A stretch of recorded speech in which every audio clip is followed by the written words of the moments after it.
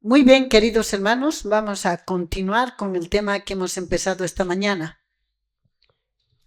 Estamos diciendo que el día que Cristo resucitó, también resucitó a una multitud, a personas que habían sido colaboradores con Dios mientras estuvieron vivos y fueron leales hasta la hora de su muerte.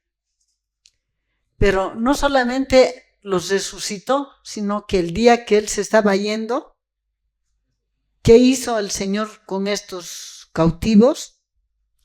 Los va a llevar, los llevó. De eso nos habla Efesios capítulo 4, el verso número 8. Por lo cual dice, subiendo a lo alto, llevó cautiva la cautividad. En Mensajes Selectos 1, en la página 359, el párrafo número 3 dice así: así también los que habían sido resucitados habían de ser presentados ante el universo como una garantía de la resurrección de todos los que creen en Cristo como su Salvador personal. Hablando de estos que fueron sacados en ocasión de la resurrección de Cristo, dice, así también los que habían sido resucitados habían de ser presentados ante el universo como una garantía de la resurrección de todos los que creen en Cristo como su Salvador personal. Entonces, estos que fueron resucitados el 16 del mes primero del año 31, el 25 del mes segundo del año 31, cuando Cristo ascendió, ¿qué hizo el Señor? Lo llevó a los cautivos. Ahora, ¿para qué los llevó? Hemos leído esta mañana y vamos a volver a leer en Apocalipsis capítulo 4, el verso 4. Alrededor del trono había 24 tronos. Y vi sentados en los tronos a 24 ancianos, vestidos con ropas blancas, con coronas de oro en sus cabezas. ¿Quiénes son estos 24 ancianos? Estos que fueron resucitados el día que Cristo resucitó y los llevó para que formen parte de un jurado. Vamos a dar lectura al libro de Crónicas, capítulo 24. Va a hablar del sacerdocio terrenal. En Primera de Crónicas 24, el verso 1 dice, también los hijos de Aarón fueron distribuidos en grupos. Los hijos de Aarón, Nadab, Abiú, Eleazar e Itamar. Verso 2. Mas como Nadab y Abiú murieron antes que su padre y no tuvieron hijos, Eleazar e Itamar ejercieron el sacerdocio. ¿Qué hizo el rey David? Primera de Crónicas 24, verso 3 dice, y David, el rey David, con Sadoc, hijos de los hijos de Eleazar, y Ahimelech de los hijos de Itamar, los repartió por sus turnos en el ministerio. Y de los hijos de Eleazar había más varones principales que de los hijos de Itamar. Y los repartieron así: los hijos de Eleazar, 16 cabezas paternas, y de los hijos de Itamar por sus cabezas, 8. 16 más 8 son 24. ¿En cuántos turnos había en el ministerio sacerdotal terrenal? 24 turnos. Cada turno era de dos semanas. 2 semanas. Estos 24 turnos que había, que eran sacerdotes, hacían su trabajo diario, pero era contado como si fuera el trabajo del sumo sacerdote. Entonces estos 24 ancianos que tienen sus tronos son esa multitud de cautivos y forman parte ¿de qué? De un tribunal. Hemos leído y vamos a volver a leer en Mensajes Selectos 1, en la página 359, el párrafo 3 dice: así también los que habían sido resucitados habían de ser presentados ante el universo como una garantía de la resurrección de todos los que creen. ¿Qué tenía que hacer el Señor Jesús con estos que habían sido resucitados? Tenían que ser presentados. En el deseado de todas las gentes, a la página 772, el párrafo 3. El día que Cristo se estaba yendo, este día, 25 del mes segundo. Todo el cielo estaba esperando para dar la bienvenida al Salvador, a los atrios celestiales. Mientras ascendía, iba adelante y a la multitud de cautivos libertados en ocasión de su resurrección le seguía. Y la multitud de cautivos libertados en ocasión de su resurrección le seguía. La hueste celestial, con aclamaciones de alabanza y canto celestial, acompañaba al gozoso séquito. En la página 773, el párrafo número 6 dice: ya cuando Cristo está en el cielo, pero con un ademán Él los detiene. Todavía no. No puede ahora recibir la corona de gloria y el manto real. Entra en la presencia de su Padre. Señala su cabeza herida, su costado traspasado, sus pies lacerados. Alza sus manos que llevan la señal de los clavos. Presenta los trofeos de su triunfo. Ofrece a Dios la gavilla de las primicias. Aquellos que resucitaron con Él como representantes de la gran multitud que saldrá de la tumba en ocasión de su segunda venida. Dice, de estos cautivos, dice aquí, presenta los trofeos de su triunfo y ofrece a Dios la gavilla de las primicias. Y hemos dado lectura también una vez más. Dice, así también los que habían sido resucitados habían de ser presentados ante el universo como una garantía de la resurrección de todos los que creen en Cristo como su Salvador personal. En la página 360 de Mensajes Selectos 1, el párrafo número 2, 360, dice: mientras asciende Cristo, en el acto de bendecir a sus discípulos, un ejército de ángeles los rodea como una nube. Cristo lleva consigo a la multitud de cautivos. Los presentará ante el Padre como primicias de los que duermen, como evidencia de que han vencido la muerte y el sepulcro. Cuando Cristo se fue, ¿qué llevó? Una multitud de cautivos. ¿Para qué los llevó? Para presentarlos ante ¿quién? Ante Dios Padre, como una evidencia de ¿qué? De que ellos, aquí dice, los presentará ante el Padre como primicias de los que duermen, como una evidencia de que han vencido la muerte y el sepulcro.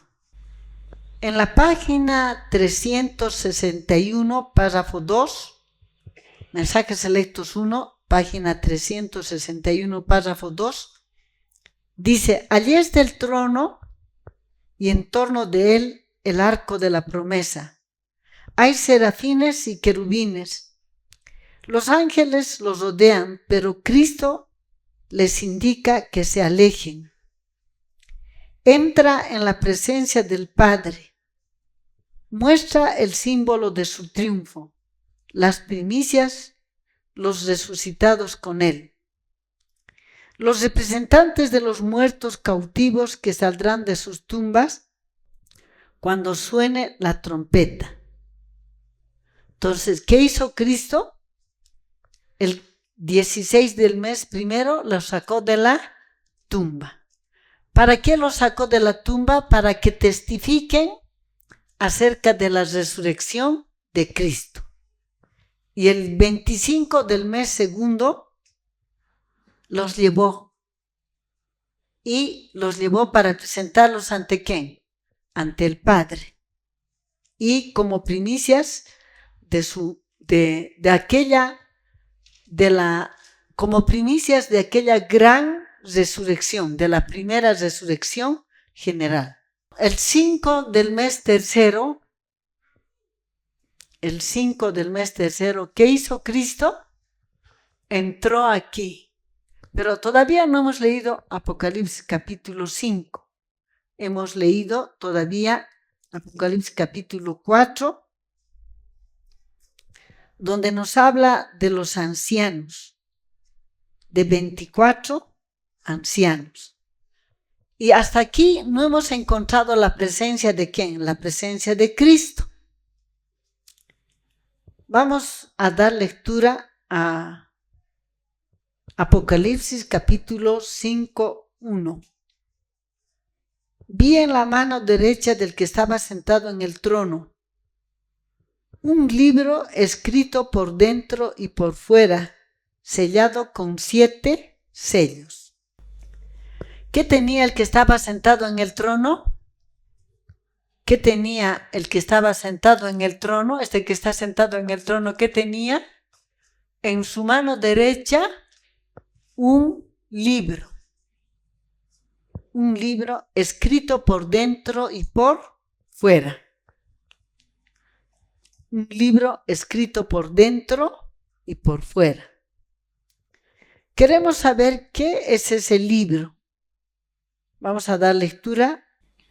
Éxodo capítulo número 31. Éxodo capítulo 31, verso número 18. Y dio a Moisés, cuando acabó de hablar con él, en el monte de Sinaí, 2 tablas del testimonio, tablas de piedra escritas con el dedo de Dios. ¿Qué le dio Dios a Moisés cuando descendió del monte? 2 tablas de piedra que se llama testimonio, tablas de piedra escritas con el dedo de Dios. Éxodo capítulo 32, verso 15 y 16. Y volvió Moisés y descendió del monte trayendo en su mano 2 tablas del testimonio, las tablas escritas por ambos lados, de uno y otro lado estaban escritas. Y las tablas eran obra de Dios, y la escritura era escritura de Dios grabada sobre las tablas. Entonces, ¿qué es este libro que está en la mano derecha del que estaba sentado en el trono? Es la ley de Dios. Es la ley de Dios.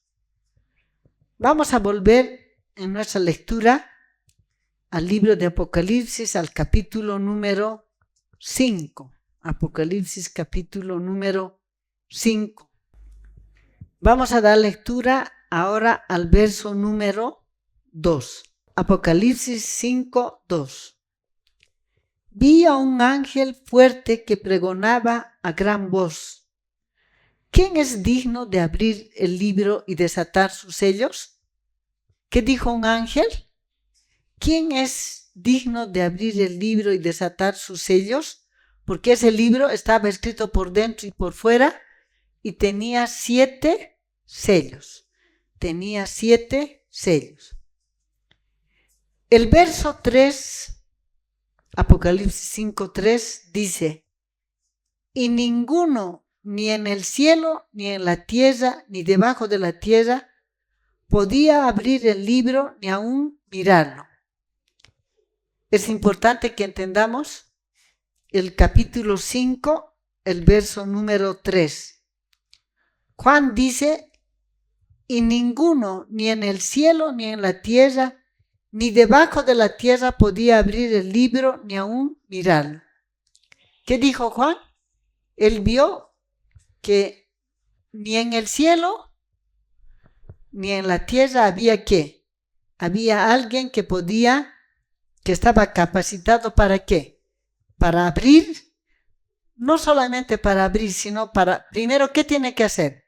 Coger de la mano del que está sentado, tiene que coger ¿qué cosa? El libro. Y después abrirlo y desatar sus 7 sellos. Muy bien. Dice el verso número 4, Apocalipsis 4:4. Y lloraba yo mucho, porque no se había hallado a ninguno de abrir el libro, ni de leerlo, ni de mirarlo. ¿Qué estaba haciendo Juan? Estaba llorando, ¿por qué? Porque no se había encontrado ni en el cielo, ni debajo de la tierra, a uno capaz de abrir el libro, ni de leerlo, ni de mirarlo. Verso 5. Y uno de los ancianos me dijo, no llores. He aquí que el león de la tribu de Judá, la raíz de David, ha vencido para abrir el libro y desatar sus 7 sellos. ¿Qué le dijo un ángel a Juan? Y uno de los ancianos me dijo, no llores. He aquí que el león de la tribu de Judá, la raíz de David, ha vencido para abrir y desatar sus 7 sellos. Muy bien. ¿Qué le dijo uno de los ancianos? Le dijo, no llores, porque he aquí que el león de la tribu de Judá, la raíz de David, ha vencido. ¿Por qué se puede coger, abrir y desatar sus sellos? Dice, porque ha vencido. Cuando uno de los ancianos le dijo esto a Juan, verso 6, dice, y miré y vi en medio del trono y de los 4 seres vivientes, y en medio de los ancianos estaba en pie un cordero como inmolado que tenía 7 cuernos, 7 ojos, y los cuales son los 7 espíritus de Dios enviados por toda la tierra. Y vino y tomó el libro de la mano derecha del que estaba sentado en el trono. Entonces, ahora aparece ¿quién? Aparece Cristo, que es ¿qué? El león de la tribu de Judá. Y es la raíz de David. Y dice aquí, mire, y vi a uno que estaba ¿de qué? Estaba de pie. Y que está en el trono, estaba ¿cómo? Sentado. Y aquí dice, miré a un cordero como inmolado. Y está vestido ¿de qué? De vestiduras blancas.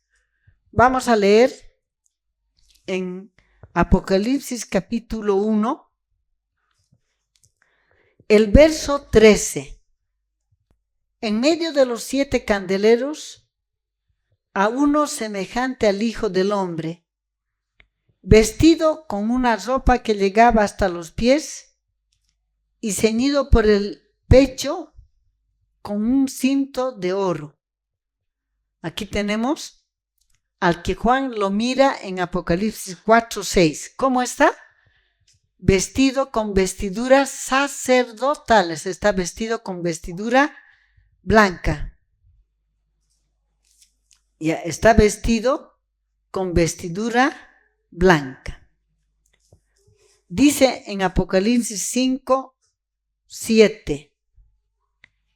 y vino y tomó el libro de la mano derecha del que estaba sentado en el trono. ¿Qué hizo él? Este que está de pie fue y se acercó ante el que está sentado en el trono. ¿Y qué va a hacer?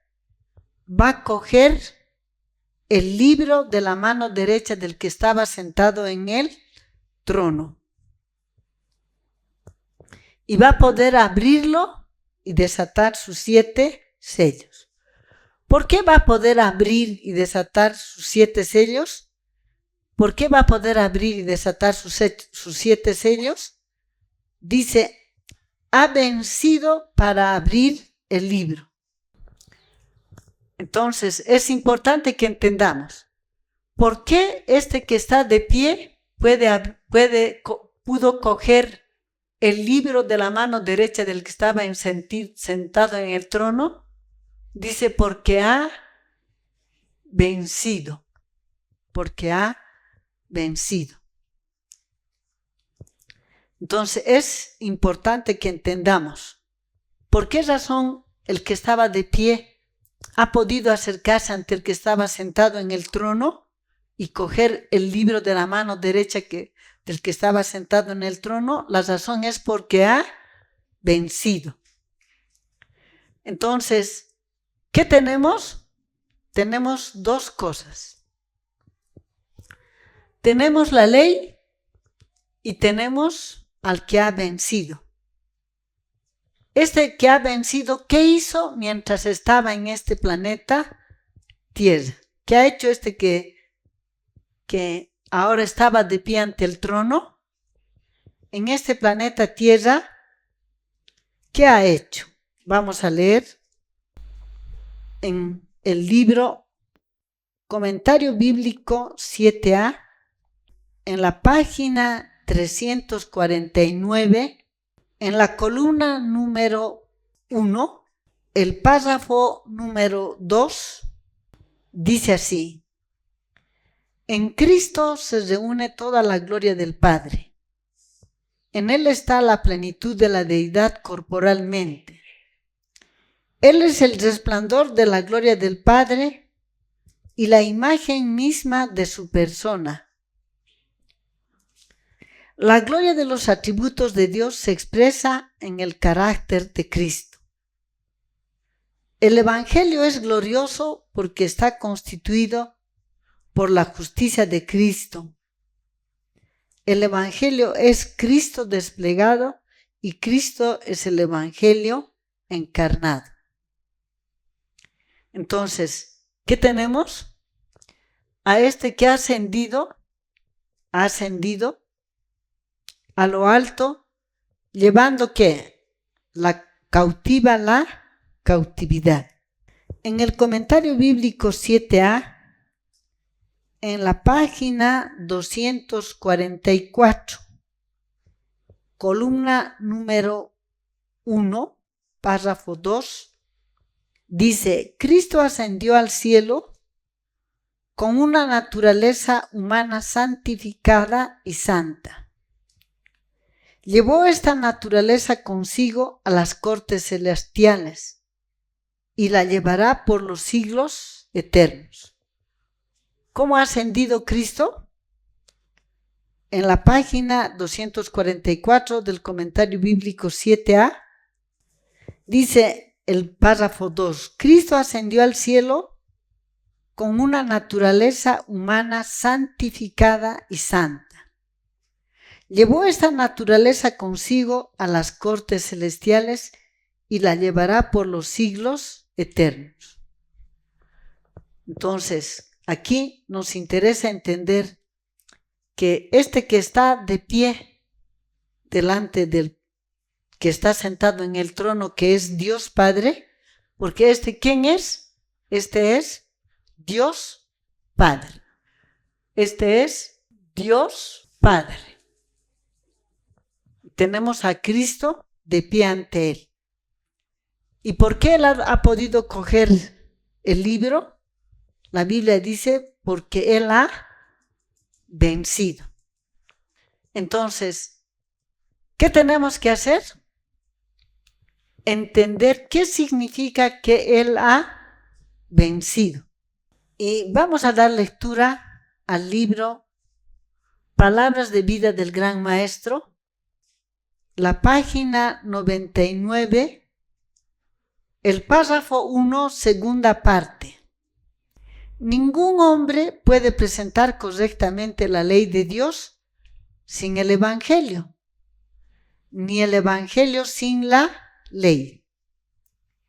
La ley es el Evangelio sintetizado y el Evangelio es la ley desarrollada. La ley es la raíz, el Evangelio su fragante flor y fruto. ¿Qué tenemos, hermanos? Dice aquí, ningún hombre puede presentar correctamente ¿qué? La ley sin el Evangelio, ni el Evangelio sin la ley. Muy bien. Dice, ningún hombre puede presentar correctamente la ley sin el Evangelio, ni el Evangelio sin la ley. En el libro Palabras de Vida del Gran Maestro, en la página 22, el párrafo 2, dice, presentad la verdad tal cual es en Jesús. Aclarad los requisitos de la ley y del Evangelio. ¿Qué quiere Dios? Presentad la verdad tal cual es en Jesús. Aclarad los requisitos de la ley y del Evangelio. Hablad a la gente de la vida de sacrificio y abnegación que llevó Cristo, de su humillación y muerte, de su resurrección y ascensión, de su intercesión por ellos en las cortes de Dios, de su promesa, vendré otra vez y os tomaré a mí mismo. ¿Qué quiere Dios que hablemos? Aquí dice, presentad la verdad tal cual es en Jesús. Pero no solamente se nos dice que presentemos la verdad tal cual es en Jesús, sino aquí dice, aclarad los requisitos de la ley y del Evangelio. Entonces aquí, ¿qué vamos a decir, hermanos?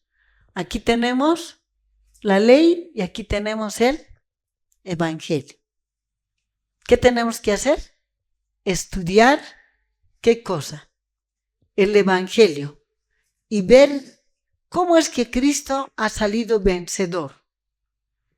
¿Qué decía en mensajes, en Palabras de Vida? Aclarad los requisitos de la ley. Entonces, ¿qué vamos a hacer? ¿Qué debemos hacer, hermanos? Queremos entender cómo es que Cristo es vencedor, en qué aspectos es vencedor. Entonces, para eso, ¿qué tenemos que hacer? Para eso, ¿qué tenemos que hacer? Vamos a estudiar ¿qué cosa? La ley y el Evangelio. Porque ¿qué dice la página 22? Aclarad los requisitos de la ley. Entonces, ¿qué tiene la ley? De un lado, los requisitos de la ley o requerimientos de la ley, los requerimientos de la ley. ¿Qué requiere la ley? Muchas veces hemos leído y leeremos una vez más el libro deseado de todas las gentes, la página 710, el párrafo 3. La ley requiere justicia, una vida justa, un carácter perfecto. ¿Qué requiere la ley? Una justicia, una vida justa y un carácter perfecto. ¿Qué más requiere la ley? Vamos a dar lectura al libro Camino a Cristo, la página 59, el párrafo 3. Camino a Cristo, página 59, párrafo 3. Pero nótese aquí que la obediencia no es un mero cumplimiento externo, sino un servicio de amor. La ley de Dios es una expresión de su misma naturaleza. Es la personificación del gran principio del amor. ¿Qué es la ley? ¿Qué requiere la ley? ¿Y qué es la ley? Esto que está en la mano derecha del que está sentado en el trono es la ley. ¿Y qué es esa ley? Vamos a decir, es la expresión de su voluntad. Patriarcas y Profetas, la página 34, párrafo 3. La ley de Dios es una revelación de la voluntad de Dios. Vamos a dar lectura al libro Patriarcas y Profetas, la página 34, párrafo número 3. La ley de Dios es tan santa como Él mismo. Es la revelación de su voluntad, el reflejo de su carácter y la expresión de su amor y sabiduría. ¿Qué es la ley de Dios? Es una revelación de la voluntad de Dios, de una parte. De otra parte es la expresión de su carácter. Y de otra parte es la expresión de su naturaleza. Entonces, esta ley que es una revelación de la voluntad de Dios, ¿qué requiere del hombre? Uno, vamos a leer, ¿qué requiere del hombre? Dice, el deseado de todas las gentes, dice, justicia. ¿Qué es justicia? Dice que la ley requiere justicia. Justicia es sinónimo de obediencia. Vamos a leer. Vamos a dar lectura al libro de Deuteronomio, capítulo número 6, 25. Dice, tendremos justicia cuando cuidemos de poner por obra todos estos mandamientos delante de Jehová nuestro Dios. ¿Qué es justicia? Obediencia a la ley de Dios. ¿Qué clase de obediencia demanda la ley? Vamos a leer del libro Patriarcas y Profetas, la página 30, párrafo 2, última parte. La obediencia perfecta y perpetua era la condición para la felicidad eterna. La obediencia perfecta y perpetua era la condición para la felicidad eterna. Entonces, ¿qué requiere la ley? Justicia. Justicia es sinónimo de obediencia. ¿Qué clase de obediencia? Obediencia perfecta y perpetua. ¿Dónde nos habla de esto en la Biblia? Romanos, capítulo 2, el verso número 13. Porque no son los oidores de la ley los justos ante Dios, sino los hacedores de la ley serán justificados. ¿Qué requiere la ley? Obediencia. ¿Qué clase de obediencia? Perfecta y perpetua. Ya. Eso es lo que requiere la ley. Para que nosotros podamos ser hacedores de la ley o cumplidores de la ley, ¿qué debemos tener? Romanos 13:10 dice, el amor no hace mal al prójimo, así que el cumplimiento de la ley es el amor. ¿Qué requiere la ley? Obediencia perfecta. Y para poder tener obediencia perfecta, ¿qué necesitamos? Necesitamos, ¿qué cosa? Necesitamos tener capacidad para amar. ¿Qué hace el amor? Cumple la ley. ¿Qué hace el amor? Es hacedor de la ley. Es hacedor de la ley. Entonces, esto es importante que podamos entender. ¿Qué más requiere la ley? ¿Qué más requiere este libro que es la ley que está en la mano derecha del que está sentado? Requiere de un carácter perfecto. Así como dice Mateo capítulo 5, 48. ¿Qué hemos dicho que es la ley? Una expresión del carácter de Dios. ¿Qué es Dios en su carácter? Justo y misericordioso. Salmos 116, 5 y Salmos 145, 17. ¿Qué dice? Dios en su carácter es justo y misericordioso al mismo tiempo. ¿Qué dice Mateo 5, 48? Sed pues vosotros perfectos, como vuestro Padre que está en los cielos es perfecto. ¿Qué es Dios? Es justo y misericordioso. ¿Qué requiere Él de nosotros? Que seamos justos y misericordiosos al mismo tiempo. Punto número 3. Hemos leído en El Camino a Cristo, en la página 59, el párrafo 2, que la ley de Dios es una expresión de su naturaleza santa. Y en Primera de Pedro, capítulo 1, verso número 15 y 16, vamos a dar lectura. ¿Qué dice Primera de Pedro, capítulo 1, verso 15 y 16? Sino como aquel que os llamó es santo, sed también vosotros santos en toda vuestra manera de vivir, porque escrito está, sed santos porque yo soy santo. ¿Qué dice la ley? Sed santos. ¿Cómo es Dios? Dios es santo. ¿Y qué requiere la ley de nosotros? Que seamos santos. Esa es una orden de parte del Señor. Sed santos porque yo soy santo. Entonces, ¿qué requiere la ley? ¿Qué requiere la ley? De nosotros que seamos santos, es decir, que seamos sin mancha de pecado. Pero ¿qué más requiere la ley? ¿Qué más requiere la ley? Hemos leído en el Deseo a todas las gentes que la ley requiere una vida justa.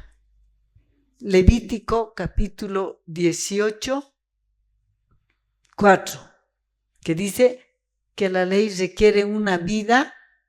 Esto es lo que la ley demanda para que el hombre pueda ser aceptado. Pero también la ley tiene otra parte.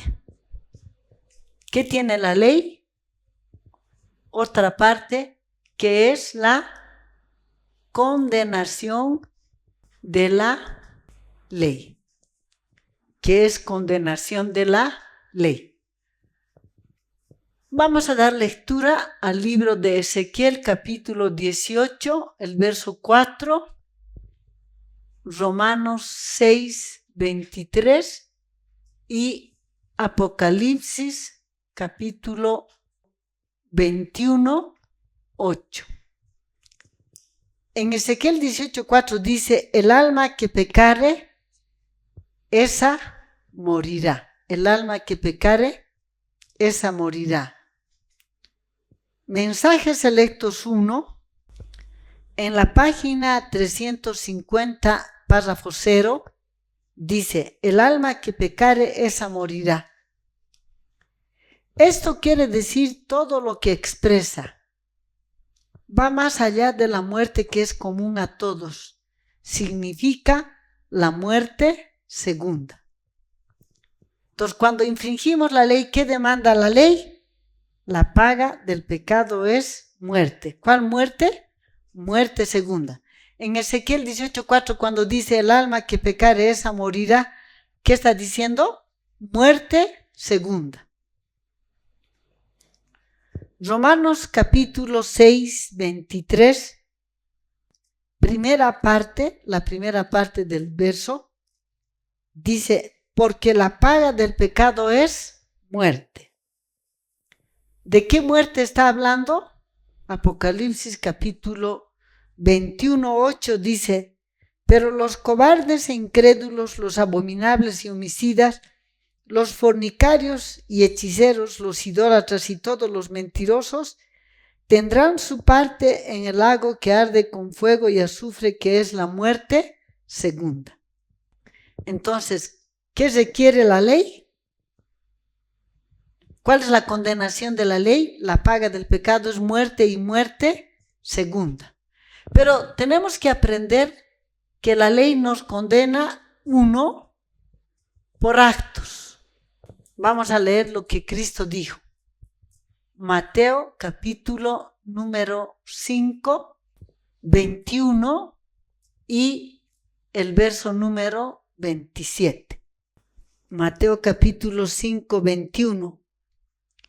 Oísteis que fue dicho a los antiguos: no matarás, y cualquiera que matare será culpable de juicio.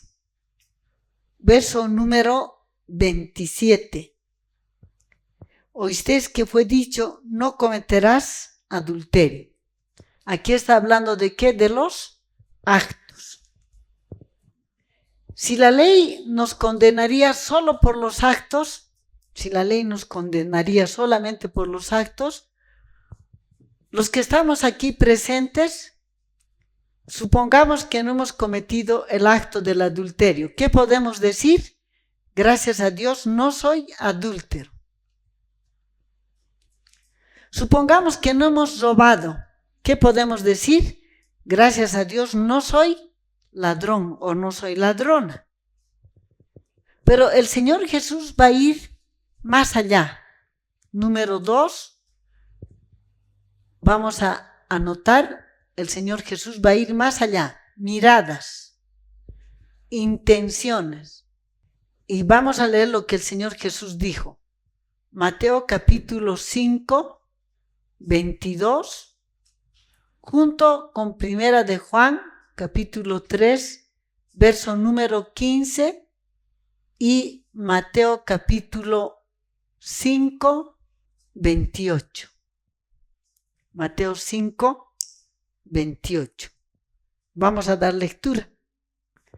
Pero yo os digo que cualquiera que se enoje contra su hermano será culpable de juicio, y cualquiera que diga necio a su hermano será culpable ante el concilio, y cualquiera que diga fatuo quedará expuesto al infierno de fuego. Primera de Juan, capítulo número 3, el verso número 15. Dice: todo aquel que aborrece a su hermano es homicida, y sabéis que ningún homicida tiene vida eterna permanente en él. Digamos que no has matado, pero le odias a tu hermano, ¿qué ya eres? Homicida. En el cielo estás registrado como ¿qué? Como homicida. No has cometido el acto del adulterio, pero has echado miradas sensuales. Para Dios, ¿qué eres? Adúltero. Entonces, vamos a dar lectura a Mensajes Selectos 1, página 254. El párrafo número 2. La ley de Dios toma en cuenta los celos, la envidia, el odio, la malignidad, la venganza, la concupiscencia y la ambición que agitan el alma, pero que no han hallado expresión en acciones externas, porque ha faltado la oportunidad, aunque no la voluntad. Y se demandará cuenta de esas emociones pecaminosas en el día cuando Dios traerá toda obra a juicio, juntamente con toda cosa encubierta, sea buena o sea mala. ¿Qué cosas condena la ley? No solamente los actos, sino va más allá. Va a las miradas, las intenciones, los celos, la envidia. Todo eso toma en cuenta la ley de Dios. Todo eso toma en cuenta la ley de Dios. En el libro Conflicto de los Siglos, en la página 296, Conflicto de los Siglos, página 296, dice así, párrafo número 2. Wesley y sus compañeros fueron inducidos a reconocer que la religión verdadera tiene su asiento en el corazón y que la ley de Dios abarca los pensamientos, lo mismo que las palabras y las obras. ¿Qué abarca la ley de Dios? ¿Solamente los actos? No. Abarca los actos, los pensamientos, las palabras y las obras. Finalmente, la ley de Dios también toma en cuenta ¿qué cosa? Número 3, nuestro estado de ser. Estado de ser. Vamos a anotar Génesis capítulo 5, el verso 3, y también vamos a anotar el Salmo 51, el verso 5. Leyendo Génesis capítulo 5, Génesis capítulo número 5, el verso 3.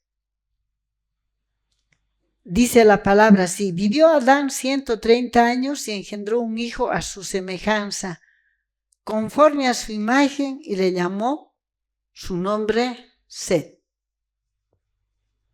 Cuando Adán tenía 130 años después de caer en el pecado, ¿qué engendró? Un hijo conforme a su semejanza. No dice que engendró un hijo a semejanza de Dios, sino un hijo conforme a su semejanza. Vamos a dar lectura al libro Patriarcas y Profetas, la página 66, el párrafo número 2. Set aventajaba en estatura a Caín y Abel, y se parecía a su padre Adán más que sus otros hermanos. Tenía un carácter digno y seguía las huellas de Abel. Sin embargo, no había heredado más bondad natural que Caín. ¿Cuánta bondad recibió Caín en el momento de ser engendrado? 0%. ¿Cuánta bondad recibió Set el momento de ser engendrado? Dice aquí: sin embargo, no había heredado más bondad natural que Caín. Acerca de la creación de Adán se dice: a la semejanza de Dios lo hizo. Pero el hombre, después de la caída, engendró un hijo a su semejanza, conforme a su imagen. En tanto que Adán había sido creado sin pecado, a la semejanza de Dios, Set, así como Caín, heredó la naturaleza caída de sus padres. ¿Qué heredó Set? La naturaleza caída de sus padres. ¿Qué naturaleza? Naturaleza depravada. Entonces, la ley condena al ser humano ¿desde qué momento? Desde el momento que ha sido engendrado. ¿Qué hace la ley? Condena al ser humano desde el momento que ha sido engendrado. Y desde el momento que ha sido engendrado, la ley ¿qué hace? Lo rechaza y lo condena. Muy bien. Tenemos todavía otro aspecto de la ley. Y el otro aspecto de la ley que vamos a notar aquí es Isaías capítulo 59, 2. Para nosotros tener libre acceso a Dios, debemos ser sin mancha de pecado. Si tenemos mancha de pecado, Adán fue creado sin mancha de pecado. Voy a leer. En la página 26, párrafo 0 del libro Patriarcas y Profetas, dice, era santo y se sentía feliz de llevar la imagen de Dios. ¿Cómo fue creado Adán? Sin mancha de pecado. En la página 45 del libro Patriarcas y Profetas, el párrafo 0 dice, Dios creó al hombre a su semejanza, libre de pecado. ¿Cómo fue creado el hombre Adán? A su semejanza, libre de pecado.